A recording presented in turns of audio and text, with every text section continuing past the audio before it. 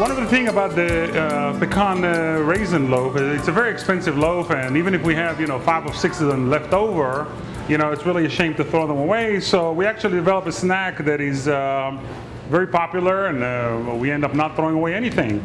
We take the bread, after it's been a couple days old, 3 days old, we put on a meat slicer, and we just slice them really, really thin until you get those very thin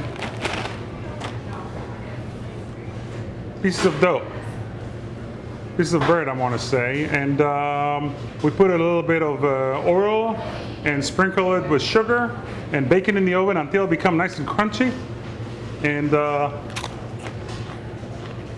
quite tasty.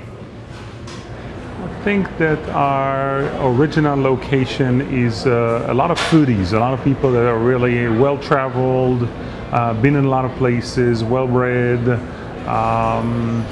appreciate the quality. And that's usually what it is. I think any bakery will tell you the same thing. You have customers that appreciate you can do more stuff, more expensive stuff, and people will buy it. They will pay the price because they appreciate it. And that's what I found in our original location. I remember when I first started buying, more expensive chocolates, I was really worried, is it going to sell? But I said, hey, I'll price it high. If it sells, great. And that's what I did. And, I paid a lot of money for the chocolate. I priced it high. People bought it. And, that's how we were able to do it. Up here, we've been here 3.5 years. I think that over here we have to develop the market that appreciate what we do. And I think we're at a point where, we have a lot of customers that appreciate what we do. A lot of Europeans around this area. And so it's a good market for us. Well, the entire company is about 150 people. In this location, we probably have about 80. We open from 7 in the morning till 9 o'clock at night.